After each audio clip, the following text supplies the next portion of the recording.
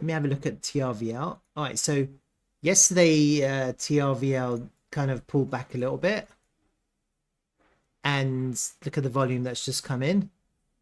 Like right now on TRVL, every dip is a buying opportunity. I can't emphasize that enough. And since the dip from yesterday, the price is already up 10%. So anyone who's looking to just make, anyone who's looking at this, just look at every buying dip as a buying opportunity. I don't think anyone should even hesitate. This, we look at the price action on TRVL ever since the all-time low. Every single dip has been a buying up. Every single dip has been a buying opportunity, literally. This is the price action going back from the all-time low, and every, let me just kind of do the dips. Dip, buying opportunity. Dip, buying opportunity. Dip, buying opportunity. Dip, buying opportunity. Dip, buying opportunity. Dip, buying. Dip, buying. Dip, buying. Dips again, buy.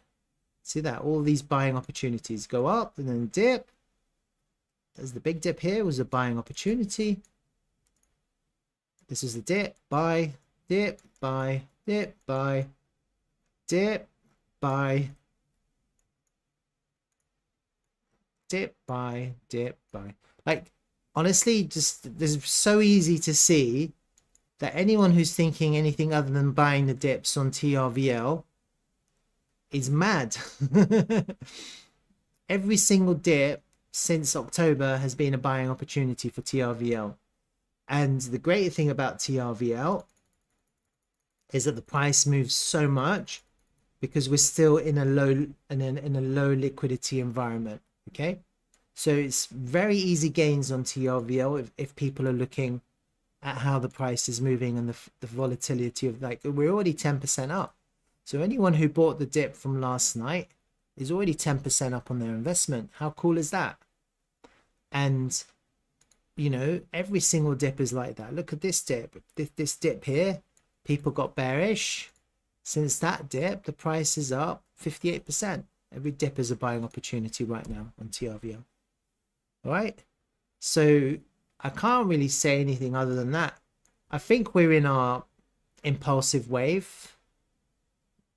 It looks like we're impulsing. We need continuation. I think it's coming because we have a lot of good things coming. Cynthia from Dtravel, the CEO of Dtravel, is speaking on the main stage today.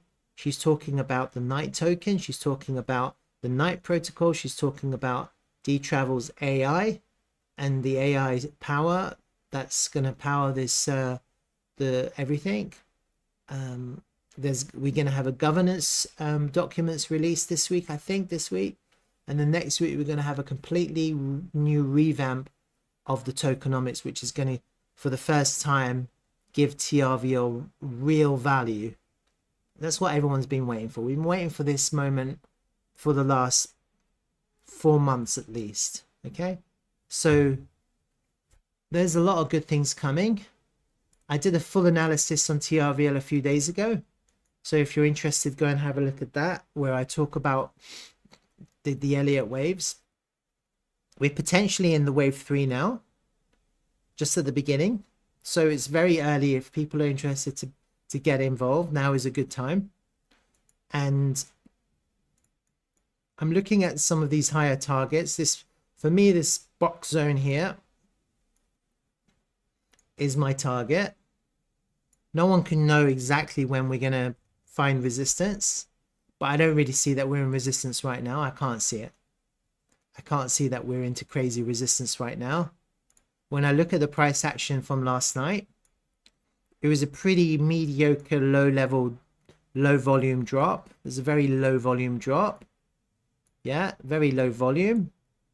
We had a little bit of selling right at the bottom, and that person got owned because then the volume came in straight after him. So that's what usually happens. The price drops and then right at the last minute, someone sells, and then the price comes and reverses their position immediately. That's always what happens. People always sell late and then they always get reversed immediately. Yeah.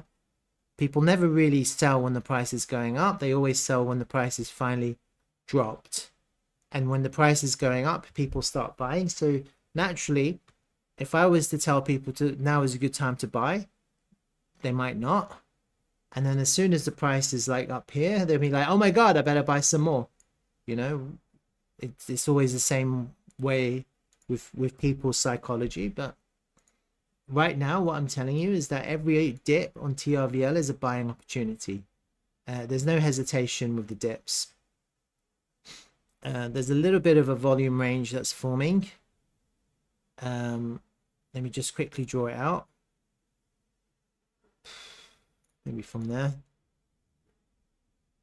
We are potentially still ranging, but we're in the highs of the range, which is, to all intents purposes, I would consider that as bullish price action. We are above the LPS, which is the lowest point of support, which I've marked out in my Wyckoff accumulation schematic. As you can see, that's my Wyckoff accumulation schematic. So we're above the LPS, which is the last point of support. It's a good place to be. And I think the next move is going to be a buy up. And I don't know how far that's going to go, because potentially the buy up will take us all the way into the SOS. And I'm thinking potentially somewhere there. That's what I'm thinking. Into the golden pocket or just before it. There's a few kind of extensions there. I've got a 1.618 and there's a yearly level that I've got not marked off, but there is a yearly level there. So I'm thinking probably with this impulsive move, we'll probably get a sign of strength, which is going to push us all the way up to about 30 cents. That's what I'm thinking. 28, 30 cents. Right into the golden pocket. I think that would be really healthy price action. And we'll then be forming this Adam and Eve pattern. There'll be a breakout of the neckline. And so naturally, we'll be looking to see how far we correct. Do we correct back down to the neckline? Do we go a little bit deeper? Get people bearish, come back down to 9 cents? No one can predict the future. So no one truly knows how this will correct. I do think potentially we could have a little bit of a longer correction. So from whenever we hit our end of wave one, whenever it is, that no one really knows when it's going to happen. It could be next week or it could be in May. Who knows? Let's just say it happens next week. No one really knows. Then potentially we could be correcting all the way till November. And that correction could be a flat correction. It could be a deep correction. It could be flat. It could be deep. You know, it could be some kind of weird correction like that. It could be a really, you know, no one knows how it's going to correct. It could be a 5-wave A, B, C, D, E correction. No one knows. Yeah. So we just have to kind of gauge it. And I'm thinking possibly that this will be a good place for the price. I think people will find it very difficult to sell if the price is pumping into these high numbers. I'll be honest with you. I think a lot of people are going to find it difficult to sell. Let's see. Because I think the reason why people find it difficult to sell is because people are always got this moon boy mentality. But anyway, let's just see what happens. I don't think it'll be bad if we do form, because then I'm looking at potentially a higher time frame inverse head and shoulders too. Yeah, with a higher high. That would be a higher high. So this is our lower high here. This is our lower low. That would be our higher high. This could be our higher low, coming back down to test somewhere here. The flatter the better, but who knows. And then as long as we take out this high, that will be our higher high. That will be confirmation of market structure change to bullish on the weekly time frame. And then probably once that happens, we'll pump all the way up to $5 probably. I don't really see why we wouldn't just go straight to $5. And if you're contemplating an inverse head and shoulders pattern, possibly, and then if I do some kind of breakout, yeah, it's about $4.5, $5 from the breakout. That would complete this pattern as well. That's kind of what I'm imagining about TRVL. I don't see why it can't do that, and I think everything's gonna be on Bitcoin. Imagine if Bitcoin does manage to get to $290,000 by March next year, then trust me, every single altcoin is going to be pumping like crazy, every single one. And a lot of people have asked me about the all-time high. Is the all-time high going to offer any kind of resistance? I think probably not, you know, probably not. The reason why I say that, even though the all-time high is going to be a natural place for people to take profit. Let me just put these brush strokes. Let me just delete them. And let me just hide these. All right. Something about the all-time high is that it's a very arbitrary number. It doesn't really offer any kind of significant resistance. The main reason why I don't think the all-time high is going to offer any kind of resistance is because on every exchange the all-time high is different. And if people, I'm using MEX right now because on CoinGecko and CoinMarketCap the all-time high is marked off at 1.656, yeah, somewhere there. But if you go to all the other exchanges, so on Gate, the all-time high on Gate, people will look at Gate, they won't look at CoinGecko, they won't look at MEX, they'll just look at Gate. They'll see all-time highs at 3.2. Then some people will go to the other exchange, they'll go to KuCoin. Some people will go to KuCoin and look at the all-time high in KuCoin, and they'll say, oh look, the all-time high in KuCoin is 0.77. No one is going to actually be looking at all the exchanges like we do, or like I am, and no one's going to be looking at CoinGecko to see what the actual printed all-time high is. And then other people are going to go to Bybit, and at the moment Bybit's driving the price because of the volume that's coming in on Bybit has been increased steadily. And actually I prefer that. I'd rather Bybit take control, because Bybit has, on average, it has the most volume compared to all the exchanges that we're on. I think if Bybit took control of the volume, that would be the best case scenario. Just hold on a second.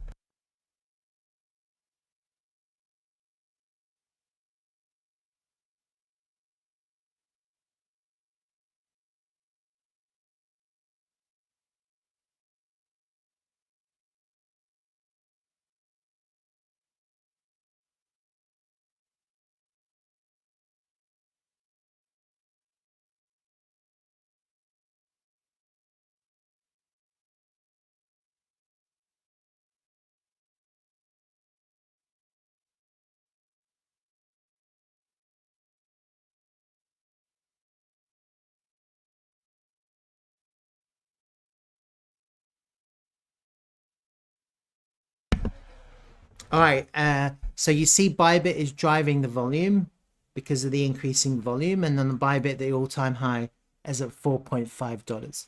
The reason why I don't think 1.56 is going to offer any resistance is simply because the different exchanges have different all-time highs, and people aren't going to go deep into it and try and figure out what the all-time high is. They're just going to do it based on the exchange that they're using at the time. And then the other thing is that when I do a volume pool on the price action on all the exchanges, you'll see that the all-time high, there was no volume, literally no volume. On all the exchanges, you're going to see exactly the same thing. At the all-time high, there's no volume, okay? And so there's going to be no volume resistance. As soon as we get past roughly about 30 cents in the future, we're basically going to be in price discovery as far as volume is concerned. There's going to be no volume. And so probably in the future, if we cross the golden pocket, the price will extend to about $5 very quickly. I think so. Okay, I don't really see any resistance in the way. Very arbitrary price levels, but no real resistance when it comes to volume. And because the different exchanges have different data, you're not going to get that confluence of information where people are doing exactly the same thing at the same price on all the exchanges at the same time. So you're not going to get that significant level of sell wall at a certain price because that is the all-time high printed on all the exchanges. We just don't have that. So I think probably we're going straight to $5. That's what I think. $5.1 is my conservative target for TRVL within the next year. That's what I think. So get ready. All right. Any questions? Asta Vista. Hi, bro. What do you think for BTC? Well, I've just, if you go to the beginning of this video, I've just done my recap on Bitcoin. Just have a look. Okay. There's no reason for me to go over it one more time. Just have a look. Okay. No questions. Who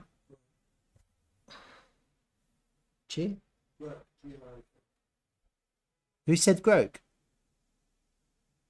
Did David say Groke? The other thing people have been asking me is what other coins are you invested in? The only other two coins that I'm involved in right now is Cube. Cube is a extremely low market cap token. It's about $1.5 million and it's available on Gate.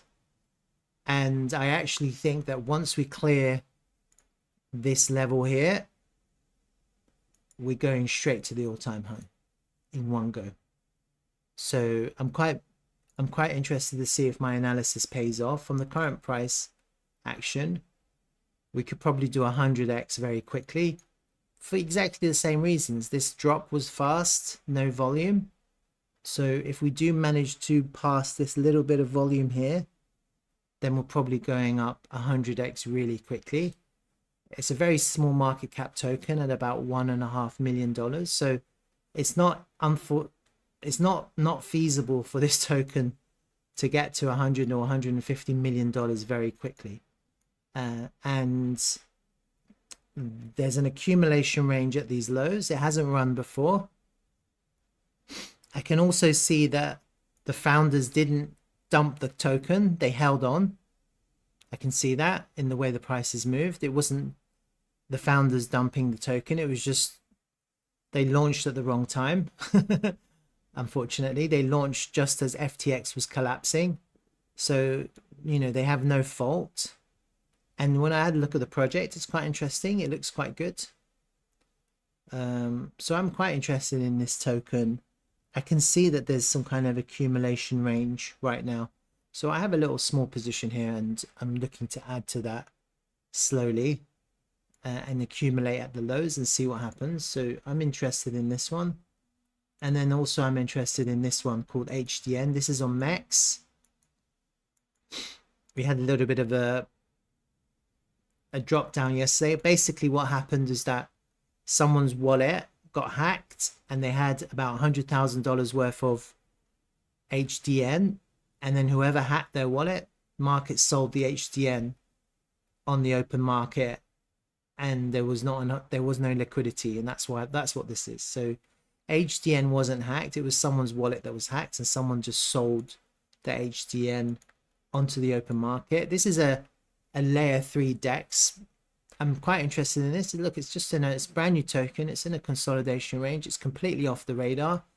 And I think in the future, these DEXs have amazing potential. And they could, once the liquidity flows in, these DEXs can get to multiple billions of dollars in value. And this is only trading at about maybe 12 million dollars right now.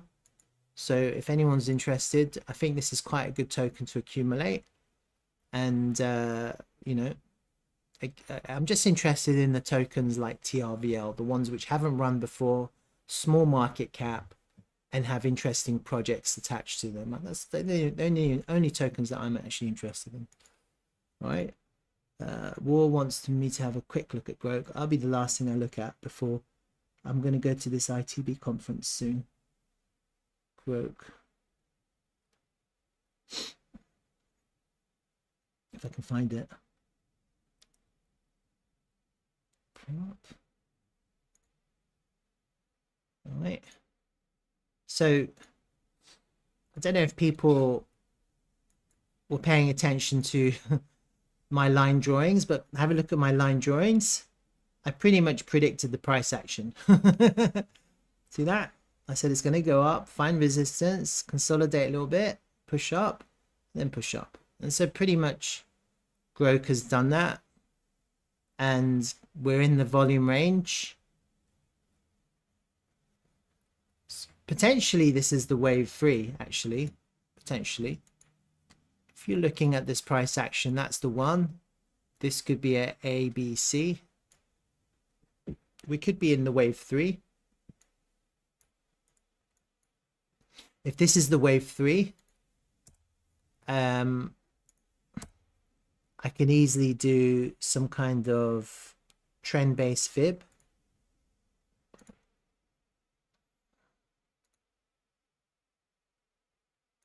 And the one-to-one target will be about 7.7 cents. It's about 7x from where we are now. I think if we do get up there, that will be a very healthy target for a one-to-one. Assuming you make, if you do get past the all-time high, you have to see how the price reacts at the all-time high, because you could get another big take profit and rejection, or does it continue? But if you do continue, then probably the one-to-one would be good. And then if I do an extension, that will basically land us into the TR pocket as well. So I think that's going to be, this region here will be your strong resistance in price discovery. Right? It's basically, I think we're in a wave 3 now.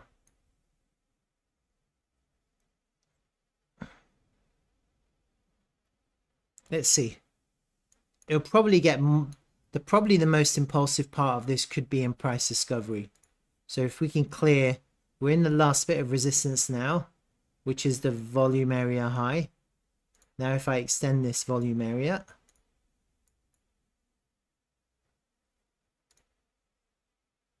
as soon as you get back above there, we're into a high volume node here.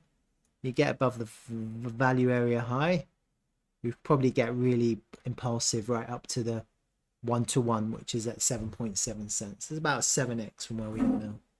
That's my grok update. All right. Actually, that would look nice, because I'm looking at this now and I'm seeing there's a little bit of a trend line here. There. Oh, that's a bit high. It's a bit higher up. Maybe not. How about a channel? No. Is there a channel?